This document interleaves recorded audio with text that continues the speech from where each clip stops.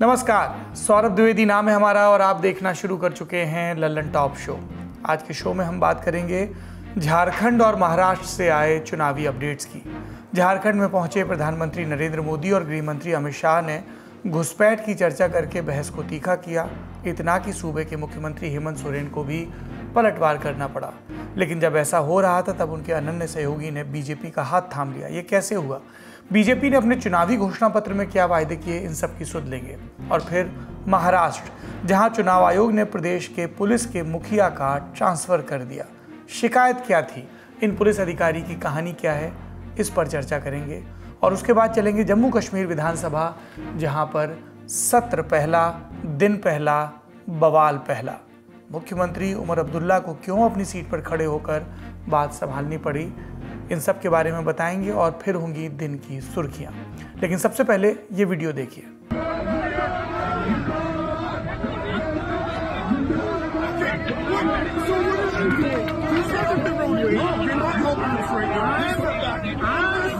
ये वीडियो है कनाडा के ब्रैम्पटन का। यहाँ पर एक हिंदू सभा मंदिर है जहाँ रविवार को श्रद्धालु दर्शन करने पहुंचे। यहाँ पर जो श्रद्धालु आए उन पर खालिस्तान समर्थकों ने हमला कर दिया। हमले के बाद वहां मौजूद श्रद्धालुओं से उनकी हिंसक झड़प हुई। इसके वीडियो में आप साफ देख सकते हैं, एक पक्ष ने हाथ में सिख प्रतीक धर्म वाला खंडा पहना हुआ झंडा पकड़ा है, दूसरे पक्ष ने तिरंगा थाम रखा है और दोनों पक्ष हाथापाई, झंडों और लाठियों की मदद से एक दूसरे पर हमला कर रहे हैं। मंदिर पर हमले के लिए खालिस्तान की वकालत करने वाले संगठन सिख फॉर जस्टिस को जिम्मेदार ठहराया गया है। लेकिन इस संगठन ने बयान जारी कर कहा कि उसके सदस्य मंदिर के बाहर सिर्फ प्रदर्शन कर रहे थे, क्योंकि उस समय मंदिर में इंडियन कॉन्सुलेट के अधिकारी विजिट पर आए थे। मंदिर में तोड़फोड़ और मारपीट की घटना पर भारत ने चिंता जताई है। ओटावा में भारतीय उच्चायोग ने इसे लेकर बयान जारी किया और कहा, हिंदू सभा मंदिर में भारत विरोधी तत्वों ने हिंसा की। हम भारतीय नागरिकों की सुरक्षा के लिए चिंतित हैं। कनाडाई प्रधानमंत्री जस्टिन ट्रूडो ने इस घटना की निंदा की और सोशल मीडिया पर लिखा, ब्रैम्पटन में हिंदू सभा मंदिर में आज हुई हिंसा को स्वीकार नहीं किया जा सकता। इस घटना में और भी बहुतेरी लेयर्स हैं और जानकारियां, और इन सब के लिए हमने आज के अपने वर्ल्ड अफेयर्स बुलेटिन दुनियादारी में विस्तार से बात की है। आपको शो के डिस्क्रिप्शन में लिंक मिल जाएगा। अब रुक करते हैं बड़ी खबर का, जो महाराष्ट्र से जुड़ी है। Brought to you by Haier, ITEL and Siarams.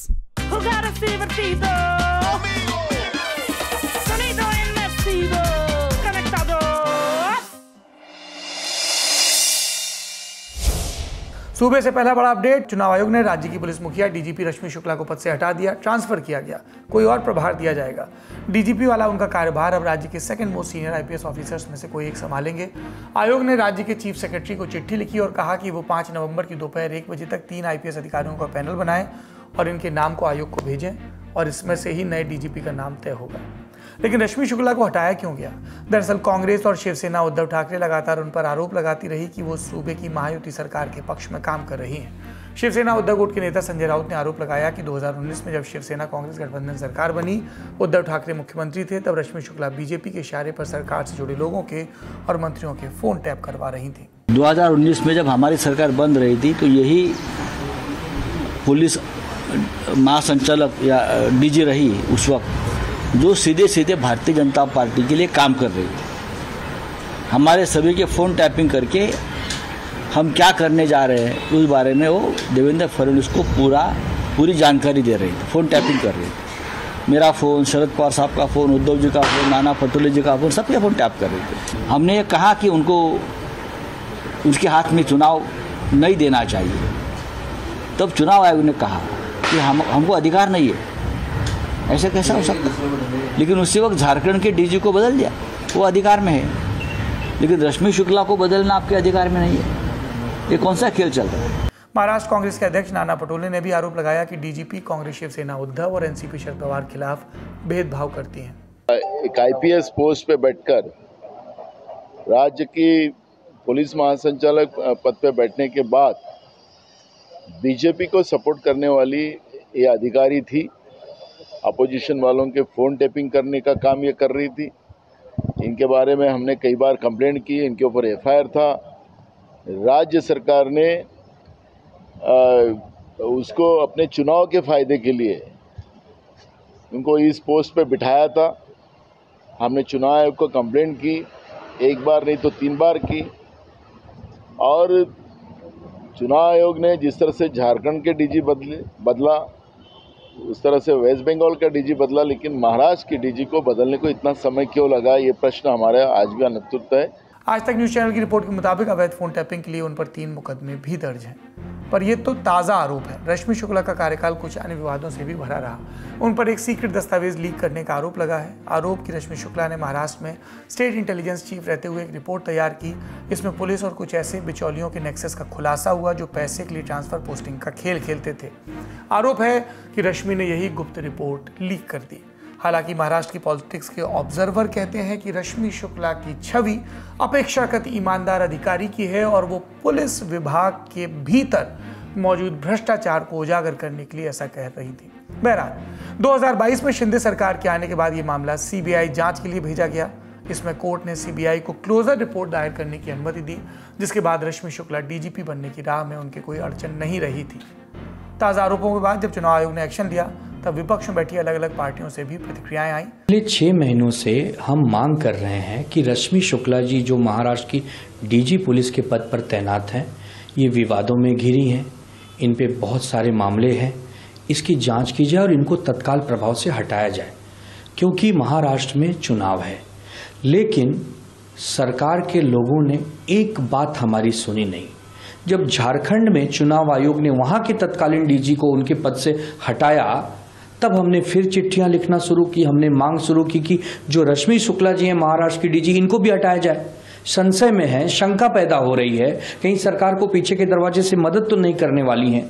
तो आज चुनाव आयोग ने आनन फानन में इनको उनके पद से हटाने का आदेश जारी किया है। लेकिन बहुत देर कर दी हुजूर आते आते। जब पुल के नीचे से बहुत पानी बह गया, तब आपने सबक ली है। तो जो चीजें आपने बंगाल में की, लोगों को चुन चुन के अपने चुनाव आयुक्त के सामने खड़े किए, हमने तो कानूनन जो सही था वो कहा रश्मि शुक्ला के बारे में। हमने कोई उनके ऊपर वैयक्तिक टिप्पणी नहीं की ना। जो कानूनन थे कि बदली कब की जाती है, उनका सर्विस टेन्योर कितना चाहिए, वो सर्विस टेन्योर के बाहर थी, तो उसको हटाना ही था। लेकिन चुनाव आयोग जो आपका खिलौना बन गया है, उन्होंने तो तब कहा था कि हमारे हाथ में अधिकार ही नहीं है, ये अधिकार राज्य सरकार को है। तो आज ये अधिकार उनको कहां से मिल गए? अब सवाल उठता है कि कौन है रश्मि शुक्ला। 1988 बैच की आईपीएस अफसर, पुणे की पुलिस कमिश्नर रह चुकी हैं, सीआरपीएफ में एडिशनल डीजीपी रह चुकी हैं। उनका नाम सुर्खियों में तब आया जब 2017 में राज्य की देवेंद्र फडणवीस सरकार ने उन्हें स्टेट इंटेलिजेंस डिपार्टमेंट यानी एसआईडी का कमिश्नर बनाया। एसआईडी राज्य सरकार के अधीन आती है और माना जाता है कि यहाँ राज्य सरकार अधिकतर मौकों पर ब्लू आइड ऑफिसर्स को ही रखती है। जब रश्मि शुक्ला को यहाँ नियुक्ति मिली तो चर्चा करने वालों को बहाना मिल गया कि वो सूबे की सरकार की गुड लिस्ट में हैं, ऐसी अफसर हैं। इसके बाद 2019 में जब महाविकास अघाड़ी की सरकार बनी, उद्धव ठाकरे मुख्यमंत्री बने, तो रश्मि शुक्ला को पद से हटा दिया गया, सिविल डिफेंस में भेजा गया। कहा गया कि अब इस ऑफिसर को पनिशमेंट पोस्टिंग दी जा रही है। ये नॉन एग्जीक्यूटिव पोस्टिंग के तौर पर देखी जाती है। कुछ समय बाद रश्मि शुक्ला को सेंट्रल डेपुटेशन पर बुला लिया गया। वो सीआरपीएफ में, जैसा बताया, एडिशनल डीजीपी बन गई। इसके बाद एसएसबी यानी सीमा सशस्त्र बल का भी उन्हें मुखिया बनाया गया। महाराष्ट्र में पॉलिटिकल उठापटक के बीच जब महायुति की सरकार में वापसी हुई तो रश्मि शुक्ला की भी महाराष्ट्र में वापसी हुई। जनवरी 2024 में उन्हें राज्य का डीजीपी बनाया गया। महाराष्ट्र में वो पहली और अब तक की इकलौती महिला डीजीपी हैं और अब उन्हें ये पद खाली करना होगा। रश्मि शुक्ला विवाद पर हमने महाराष्ट्र के पत्रकारों से टोह लेने की कोशिश की और ये जानकारी मिली। तो 2027 तक उनका कार्यकाल बढ़ाने के बाद अब वो पुलिस महकमा जो है वो उसका नेतृत्व कर रही है, लेकिन विपक्ष को जो है उन पर बड़ी आपत्ति है, क्योंकि वो बीजेपी को फेवर करती है। इस तरीके के आरोप बहुत पुराने हैं और पहले से लग चुके हैं। तो जब चुनाव शुरू हुए तो प्रदेश के अध्यक्ष जो है कांग्रेस के नाना पटोले, उन्होंने 3 लेटर लिखे थे इलेक्शन कमीशन को और मांग की थी कि इनको हटाया जाए। और इसके लिए तहरीर दी गई थी कि भाई देखिए, आपने झारखंड के डीजीपी के तो हटा दिया है, तो महाराष्ट्र के डीजीपी जो है वो भी तो निष्पक्ष तरीके से काम नहीं कर रहे हैं। वो विरोधी पार्टियों को दबाने का काम कर रहे हैं, विरोधी नेताओं के ऊपर फॉल्ट केस फॉल्स केस डालने के काम कर रहे हैं, तो उनको भी दूर किया जाए अगर आप निष्पक्ष चुनाव चाहते हैं। तब राजीव कुमार जी जो है, जो इलेक्शन कमीशन हेड कर रहे हैं, उन्होंने कहा था कि रश्मि शुक्ला जी की जो अपॉइंटमेंट है वो अपॉइंटमेंट एक प्रोसीजर के तहत हुई है। यूपीएससी ने उनको सिग्नल देने के बाद यह अपॉइंटमेंट हुई है, तो उसमें ज्यादा कुछ हम नहीं कर सकते। और उसके तुरंत बाद 15 दिन बाद उनको अचानक से हटाया गया। तो ये क्यों हटाया गया 15 दिन के बाद? अब पहले ही अगर ईसीआई उनको क्लियर कर चुका था कि भाई उनकी प्रोसीजर पूरी हो चुकी है, ऐसी कोई संभावना नहीं है उनके हटाने की, तो फिर अब क्यों हटाया, ये सवाल बड़ा है। तो इसका मुझे जो महाराष्ट्र के राजनीति को देखकर अंदाजा लग रहा है, तो ये है कि पिछले कुछ दिनों से इलेक्शन कमीशन जब से कोड ऑफ कंडक्ट उन्होंने लागू किया है, तब से महाराष्ट्र के अंदर बहुत बड़ी बड़ी रकम कई विभिन्न विभागों में जो है वो पकड़ी गई है। कहीं पे 5 करोड़, कहीं 2 करोड़, और कई बार ऐसा सामने आया है कि ये रकम जो है वो नेताओं से संबंधित किसी लोगों की थी। तो ये सामने आने के बाद जो है, एक 2-3 दिन पहले शरद पवार जी ने एक गंभीर आरोप लगाया था। उन्होंने कहा था कि भाई देखिए, महाराष्ट्र में चुनाव हो रहे हैं और इस चुनाव में पुलिस का एक तरीके से यूज कर रही है सत्ताधारी पार्टी जो है वो, और पुलिस के गाड़ियों में उम्मीदवारों को रसद भेजी जा रही है। इसका मतलब साफ है कि भाई पुलिस के गाड़ियों में से पैसा जा रहा है, या फिर जिस तरीके से ये सब कुछ हो रहा है उसको एक तरीके से पुलिस का प्रोटेक्शन है, ऐसा उनका इनडायरेक्टली कहना था।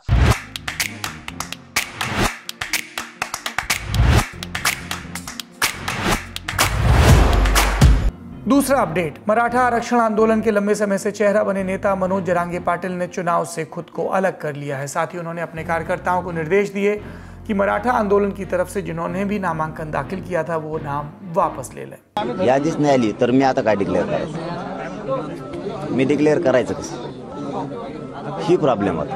आणि मग आता डिक्लेअरच करायचं नाही, आणि मराठा समाजाला तर माहिती आहे, आणि मग आता अर्ज काढून घ्यायचा वेळ अर्ध्या घंट्यावर आला। मनोज जरांगे पाटिल को आपने सुना। अब उनके भाषण की 3 खास बातें बताते हैं। पहली, एक समाज के बल पर हम चुनाव नहीं लड़ सकते। मुस्लिम और दलित समुदाय के नेताओं से उम्मीदवारों की लिस्ट मांगी थी जो नहीं मिली, इसलिए इस चुनाव में उम्मीदवार नहीं उतारेंगे। दूसरी, राजनीति हमारा खानदानी धंधा नहीं है, इसलिए हमने किसी भी पार्टी या नेता को सपोर्ट न करने का फैसला किया है। तीसरी, मराठा समुदाय को चुपचाप जाना है और वोट करके वापस आना है। मराठा समुदाय ने अपनी लाइन समझ ली है। अब सवाल यह है कि मनोज जरांगे पाटिल के हटने से किसे फायदा होगा और किसे नुकसान। इस सवाल को बेहतर समझने के लिए आप नक्शा देखिए। महाराष्ट्र के मराठवाड़ा के क्षेत्र में विधानसभा की 46 सीटें हैं और पश्चिमी महाराष्ट्र में 70। एरिया वाइज बात करें तो इन दोनों क्षेत्रों में मनोज जरांगे का अपने समुदाय पर प्रभाव है। जरांगे और उनके समर्थकों के चुनाव से हटने से क्या असर पड़ेगा, ये हमने एक्सपर्ट से पूछा। देखिए, हमने जो देखा है, मनोज जरांगे का आंदोलन 14 महीने चला और उसका काफी बड़ा असर जो हमें पहले दिखा वो लोकसभा में दिखा। लोकसभा में मनोज जरांगे पाटिल जहां से आते हैं उस मराठवाड़ा में 8 लोकसभा की सीटें थी और 8 में से 7 सीटों पर महायुति को पराभूत होना पड़ा, और मनोज जरांगे पाटिल का फैक्टर जो है वो बहुत काम कर गया और महाविकास आघाड़ी को उसका फायदा मिल गया, क्योंकि 7 उम्मीदवार उनके चुनकर आए। और देखिए कि जैसे बीड़ जिला है, बीड़ जिले में पंकजा मुंडे 6000 वोटों से हार गई, या फिर राव साहब दानवे जो कि फॉर्मर मिनिस्टर रह चुके हैं वो 1.5 लाख से हारे। तो 6000 से लेके 1.5 लाख के अंतर से बहुत सारे लोग चुनाव हार गए। और मराठा आंदोलन का सबसे ज्यादा इफेक्ट जो देखने को मिला वो मराठवाड़ा में देखने को मिला। मराठवाड़ा में इस बार 46 सीटें हैं, जिसमें से 16 सीटें पिछली बार बीजेपी ने जीती थी, 14 सीटें शिवसेना ने जीती थी। तब शिवसेना और बीजेपी अलायंस में चुनाव लड़े थे। इस बार तो शिवसेना उनके साथ नहीं है, यानी कि उद्धव ठाकरे उनके साथ नहीं है, और बीजेपी के खिलाफ मनोज जरांगे पाटिल ने ओपनली मोर्चा खोला है। और देवेंद्र फडणवीस को वो क्रिटिसाइज करते हैं, उनको एक तरीके से जिम्मेदार मानते हैं कि मराठा समुदाय को आरक्षण ना मिलने के लिए देवेंद्र फडणवीस और बीजेपी जिम्मेदार, ऐसा उनका मानना है। और तो इस तरीके से उन्होंने पिछली बार जो मैसेज दिया था उनके केडर को, तो वो मैसेज पूरा साफ था कि भाई देखिए, हमें बीजेपी को वोट नहीं करना है। इसलिए हमने देखा कि अशोक चव्हाण जैसे फॉर्मर चीफ मिनिस्टर पार्टी में आए बीजेपी में, फिर भी नांदेड़ की सीट बीजेपी नहीं बचा पाई। तो इस बार उनका जो पूरा दायरा है उनके प्रभाव का, वो एक तो मराठवाड़ा का 46 सीटों वाला दायरा है, उसके बाद सोलापुर डिस्ट्रिक्ट का दायरा है, उसके बाद यवतमाल का कुछ भाग है, और उसके बाद हम देख रहे हैं कि भाई नगर, अहमदनगर, अहिल्यानगर जो डिस्ट्रिक्ट है उस पर भी उनका खासा प्रभाव है। तो अगर ये पूरी सीटें हम लोग देखें तो ये सीटें करीब से करीब 100 सीटों पर उनका प्रभाव बनता दिखाई दे रहा है। अगर मनोज जरंगे पाटिल यहाँ पर उम्मीदवार खड़े करते थे तो उनका सीधा सीधा जो फायदा है वो महायुति को मिल जाता था, क्योंकि हमने देखा है कि महाविकास आघाड़ी को जो वोट करने वाला वोटर है वो है मराठा, वो है मुस्लिम और वो है दलित। इन वोटों में अगर डिवीजन हो जाता तो मनोज जरंगे पाटिल की वजह से हम बोल सकते हैं, या फिर वो वोट डिवीजन की वजह से शायद महायुति को उसका फायदा मिल जाता, उनके ज्यादा लोग चुनकर आते, क्योंकि वोट डिवीजन डायरेक्टली हो रहा है, हमें दिख रहा है। महाराष्ट्र पर हमारी नजर बनी रहेगी। अब चलते हैं झारखंड की तरफ। विधानसभा चुनाव के मद्देनजर आज प्रधानमंत्री नरेंद्र मोदी चुनावी रैलियां संबोधित करने गढ़वा और चाईबासा पहुंचे। इन दोनों इलाकों में 13 नवंबर यानी पहले चरण के दौरान वोटिंग है। पीएम मोदी ने अपनी रैलियों में क्या कहा, इसका मीटर एक दिन पहले यानी 3 नवंबर को ही सेट हो गया था। दरअसल 3 नवंबर को गृह मंत्री अमित शाह ने झारखंड चुनाव पर भाजपा के घोषणा पत्र का अनावरण किया था। इसमें 5 खास बातें। झारखंड में बड़े पैमाने पर बांग्लादेश से अवैध घुसपैठ हो रही है। भाजपा प्रयास करेगी कि इसे रोका जाए। कड़े कानून लाए जाएंगे ताकि आदिवासियों की जमीन को घुसपैठियों से बचाया जाए। दूसरा, झारखंड में समान नागरिक संहिता यूसीसी लाई जाएगी, लेकिन आदिवासियों को इसके दायरे से बाहर रखा जाएगा। साथ ही आदिवासी समाज के स्वतः शासन के लिए जरूरी panchayat extension to scheduled areas यानी पेसा एक्ट को फिर से सक्रिय किया जाएगा। वन विभाग द्वारा आदिवासियों और दलितों के खिलाफ किए गए मुकदमों को खत्म करने का प्रस्ताव लाया जाएगा। तीसरा, राज्य में हो रही खनन गतिविधियों को और पारदर्शी बनाने के लिए हर 6 महीने पर अनिवार्य स्वतंत्र ऑडिट करवाया जाएगा। राज्य में गैरकानूनी खनन पर प्रतिबंध लगाया जाएगा। गांव की रक्षा के लिए सरकार समर्थित ग्राम रक्षा दल बनाया जाएगा। इसमें शामिल ग्रामीणों को सरकार की ओर से मानदेय दिया जाएगा। राज्य में Jharkhand control of organised crime और माफिया एक्ट भी लाया जाएगा, जिससे संगठित अपराध की रोकथाम में मदद मिलेगी। चौथा, सत्ता में आने के बाद पहली कैबिनेट बैठक में 2,87,500 सरकारी पदों पर नियुक्तियों का रास्ता खोला जाएगा। साथ ही अगले 5 साल में प्रदेश में स्वरोजगार के 5 लाख से ज्यादा अवसर पैदा किए जाएंगे। प्रदेश के बेरोजगार ग्रेजुएट और पोस्ट ग्रेजुएट युवाओं को 2 साल तक हर महीने युवा साथी स्कीम के तहत 2,000 का भत्ता मिलेगा। साथ ही गोगो दीदी योजना के तहत प्रदेश की हर महिला को हर महीने 2,100 रुपये दिए जाएंगे। साथ ही विकलांग, विधवा, वृद्ध वर्ग के लोगों को हर महीने 2,500 रुपये की पेंशन दी जाएगी। इन वायदों के बाबत अमित शाह का बयान भी सुन लीजिए। भारतीय जनता पार्टी बाकी सारी पार्टियों से अलग पड़ती है, क्योंकि भारतीय जनता पार्टी देश की राजनीति में एक अकेली ऐसी पार्टी है जो कहती है वो करती है। हमारी राज्य सरकारों का इतिहास है, हमारी केंद्र सरकारों का इतिहास है। जब जब भारतीय जनता पार्टी सत्ता में आई, हमने लिए गए सभी संकल्पों को पूरा किया है। ये हमारा ट्रैक रिकॉर्ड है, और इसलिए हमारे संकल्प पत्र को झारखंड की जनता, विशेषकर पिछड़ा वर्ग, गरीब, आदिवासी, दलित और शहर के लोग बड़ी आशा के साथ, बड़ी उम्मीद के साथ इसकी राह देख रहे हैं। मैनिफेस्टो के अगले दिन 4 नवंबर को पीएम मोदी झारखंड में पहुंचे और रैलियों में ये बयान दिया। 80 के दशक में जब बिहार और दिल्ली दोनों जगह कांग्रेस की सरकार थी, झारखंड तब अलग नहीं हुआ था, बिहार का हिस्सा था।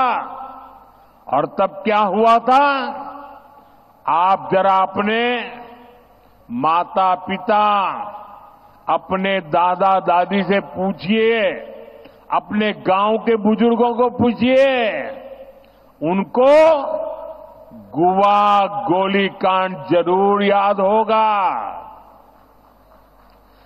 जिस तरह की बर्बरता अंग्रेजों ने की थी, वैसी ही बर्बरता यहां कांग्रेस सरकार ने आदिवासियों का खून बहा करके थी।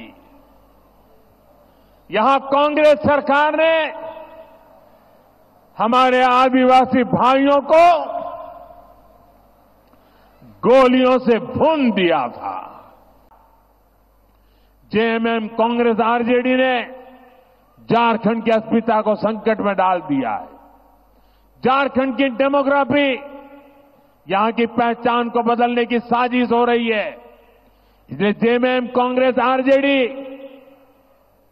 घुसपैठियों का समर्थक, गठबंधन का ठप्पा बन गया है, क्योंकि घुसपैठिए इनका सबसे बड़ा वोट बैंक बन गए हैं। जेएमएम और कांग्रेस मिलकर इन घुसपैठियों के फर्जी कागज बनवा रहे हैं, इनके हर गलत काम का संरक्षण कर रहे हैं। इन दावों और वादों के बीच इंडिया गठबंधन की ओर से भी रिएक्शन आई है। अभी बोलता है एनआरसी लागू करेंगे, यूसीसी लागू करेंगे। हमने कहा ना या एनआरसी चलेगा ना यूसीसी चलेगा, यहां चलेगा तो सीएनटी एक्ट चलेगा, एसपीटी एक्ट चलेगा और पेशा कानून चलेगा। अजीब अजीब कानून, कहां से ये लोग बौद्धिक लोग दिमाग लगा लगा करके हम लोग बौद्धिक तरीके से कब्जा करने की कोशिश करता है।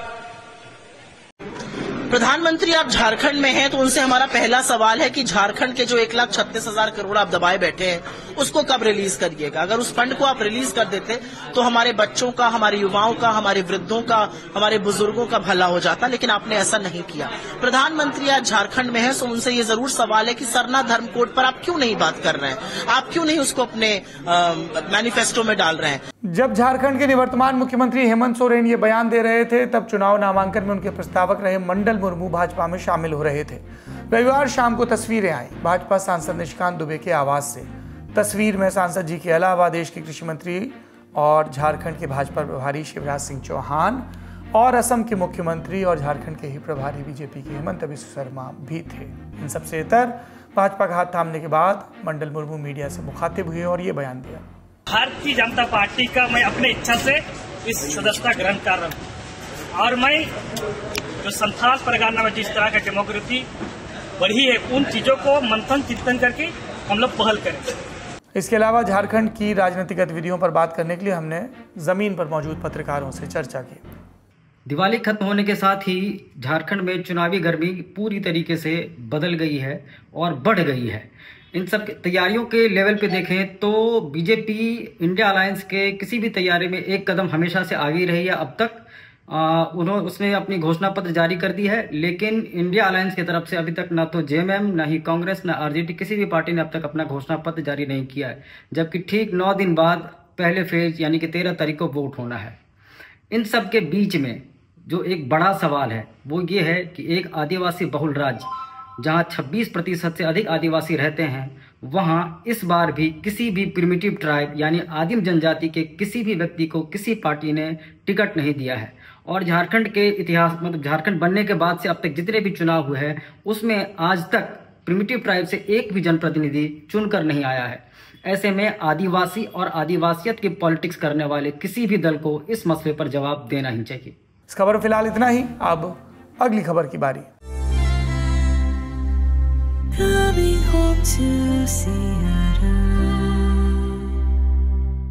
जम्मू कश्मीर विधानसभा। उमर अब्दुल्ला की सरकार गठन के बाद आज पहला मौका जब विधानसभा का सत्र शुरू हुआ और शुरुआत में ही रवायतन उपराज्यपाल मनोज सिन्हा का भी भाषण। उन्होंने कहा, मेरी सरकार का पूरा संकल्प है कि जम्मू कश्मीर को पूर्ण राज्य का दर्जा जल्द मिले। Government will make all efforts for restoration of full statehood and constitutional guarantees available to the state. It would be befitting the reciprocation of the faith reposed by the people of Jammu and Kashmir in our democratic institutions. इसके बाद speaker का चुनाव होना था। Pro tem speaker मुबारक गुल ने चुनाव की प्रक्रिया संपन्न कराई। नेशनल कॉन्फ्रेंस के नेता और गांधरबल की चरार शरीफ के विधायक अब्दुल रहीम राथर को निर्विरोध स्पीकर चुना गया। निर्विरोध क्यों? क्योंकि इस चुनाव में विपक्षी पार्टियों ने प्रत्याशी नहीं खड़ा करने का फैसला किया। इस चुनाव के बाद सदन के नेता और सूबे के मुख्यमंत्री उमर अब्दुल्ला और नेता प्रतिपक्ष सुनील शर्मा ने राथर को स्पीकर की कुर्सी तक एस्कॉर्ट किया। ये परंपरा है। फिर सदन की कार्रवाई शुरू हुई। मुख्यमंत्री उमर अब्दुल्ला ने सदन को संबोधित किया और ये बयान दिया।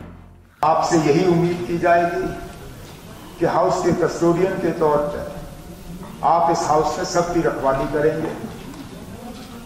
हमारी तो आप ये कहें तो हम तो चाहेंगे कि ज्यादा आपकी तवज्जो हमारे तरफ रहे, लेकिन हाउस के कस्टोडियन की तरफ से अगर मैं ये आपसे उम्मीद करूं तो आपके साथ और आपके ओहदे के साथ ये धोखा होगा।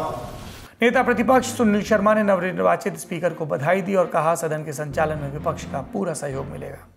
जितने भी यहाँ पे ऑनरेबल एमएलएज हैं,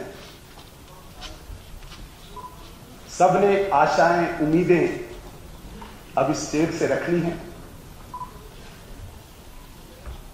और हमें उम्मीद है जो आपका तजुर्बा है, जो आपका एक्सपीरियंस है जिंदगी का, उस एक्सपीरियंस का इस्तेमाल करके, उपयोग करके आप इस हाउस को चलाएंगे। फिर शुरू हुआ विवाद। दरअसल पीपुल्स डेमोक्रेटिक पार्टी यानी पीडीपी के विधायक वहीद पारा ने विधानसभा में एक प्रस्ताव पेश किया। ये साल 2019 में धारा 370 के निष्प्रभावीकरण के खिलाफ था। साथ ही इस प्रस्ताव में एक और बात नथी थी कि जम्मू कश्मीर को उसका विशेष राज्य का दर्जा फिर से मिले। प्रस्ताव पेश होते ही सदन में बहस शुरू हुई। भाजपा के विधायकों ने इसका विरोध किया।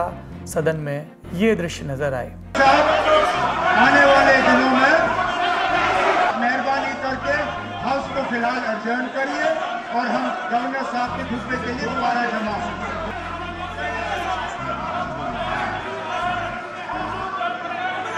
प्रस्ताव का विरोध मुख्यमंत्री अब्दुल्ला ने भी किया। उन्होंने कहा कि ये सिर्फ कैमरों को दिखाने के लिए लाया गया। अगर इससे इतर इसका कोई मकसद होता तो सत्ता पक्ष से सलाह मशवरा किया गया होता। मैं सियासी तकरीर आज करना चाहता ही नहीं था, इसलिए मैंने कोई सियासी बात शुरू में की नहीं। हालांकि मेरे मेंबरों की तरफ से जो कहा गया गलत नहीं कहा गया था। मैं इसलिए पहले नहीं उठा क्योंकि हाउस का ये तरीका रहता है कि पहले बाकी ऑनरेबल मेंबर्स बोलते हैं, फिर लीडर ऑफ द ऑपोजिशन बोलता है और उसके बाद लीडर ऑफ द हाउस बोलता है। मैं उठा इस उम्मीद के साथ कि मेरे बोलने के बाद, क्योंकि मैंने पूरे हाउस की तरफ से बात की, हाउस एडजर्न होगा और हम दोबारा लेफ्टिनेंट गवर्नर साहब का खुतबा सुनने के लिए जमा होंगे। लेकिन चलिए थोड़ा सा रिवर्स हुआ और बीच में अब सियासत आ गई। सियासत करना, इसके अलावा तो शायद कुछ मेंबरों के पास और कोई चारा होगा नहीं। उमर के बयान के बाद पीडीपी विधायक और भाजपा विधायक सदन की वेल में उतर आए और नारेबाजी करने लगे। फिर कार्रवाई को अगले दिन तक के लिए स्थगित कर दिया गया। इस खबर में इतना ही। अब सुर्खियों की बारी। पहली सुर्खी चुनाव की तारीखों के बाबत। उत्तर प्रदेश की 9, पंजाब की 4 और केरल की 1 विधानसभा सीट पर होने वाले उपचुनाव की तारीख बदल गई है। चुनाव आयोग ने 4 नवंबर को प्रेस नोट जारी कर जानकारी दी कि 3 राज्यों की 14 विधानसभा सीटों पर अब 13 नवंबर की बजाय 20 नवंबर को वोटिंग होगी। रिजल्ट 23 नवंबर को आएगा। वजह, पक्ष विपक्ष की कमोबेश सभी प्रमुख पार्टियों ने चुनाव आयोग से शिकायत की थी कि 15 नवंबर को कार्तिक पूर्णिमा और गुरु नानक देव जी का प्रकाश पर्व है। इससे वोटिंग प्रतिशत गिरने की आशंका है, इसलिए पंजाब और यूपी में चुनाव की तारीख बदली गई। केरल की क्या वजह बताई गई? केरल में 13 से 15 नवंबर तक कलपथी रास्थोल सेवम उत्सव मनाया जाएगा और इससे भी वोटिंग में कमी आ सकती थी, इसलिए चुनाव आयोग ने निर्णय लिया वोटिंग होगी 20 नवंबर को। दूसरी सुर्खी, उत्तराखंड के अल्मोड़ा में 4 नवंबर की सुबह 8 बजे एक यात्री बस 150 फीट गहरी खाई में गिर गई। हादसे में 36 लोगों की मौत हो गई, जबकि 6 अन्य घायल बताए जा रहे हैं। पुलिस के मुताबिक मृतकों की संख्या और बढ़ सकती है। हादसा अल्मोड़ा में कूपी के पास हुआ। बस में कुल 42 यात्री सवार थे। वजह का अब तक पता नहीं चला।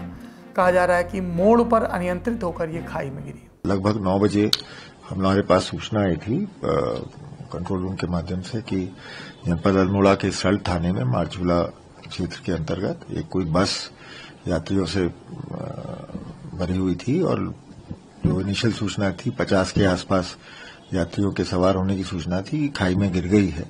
तो जैसे ही हमें सूचना मिली तो तुरंत एक तो माननीय मुख्यमंत्री जी को अवगत कराया गया और फिर उनसे जो निर्देश प्राप्त हुए थे उसके क्रम में तुरंत हमारी पुलिस, एसडीआरएफ और हेल्थ डिपार्टमेंट की टीम्स को एक्टिवेट किया गया और कमिश्नर कुमाऊं और डीआईजी कुमाऊं के नेतृत्व में वहां जनपद अल्मोड़ा और जनपद नैनीताल की पुलिस की टीम्स को वहां तुरंत मौके पर भेजा गया। हादसे के वक्त सूबे के सीएम पुष्कर सिंह धामी दिल्ली में भाजपा की एक मीटिंग अटेंड कर रहे थे।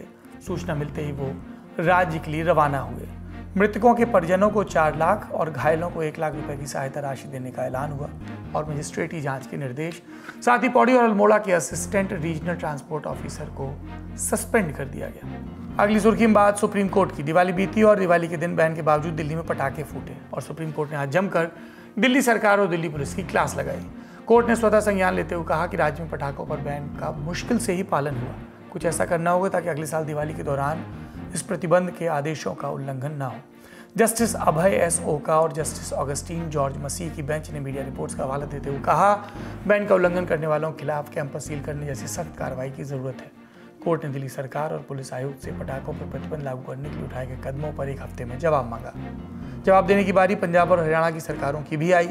आज की सुनवाई के दौरान एमिकस क्यूरी ने कोर्ट को बताया कि दिवाली के समय खेतों में आग लगने की घटनाएं बहुत ज़्यादा होती हैं।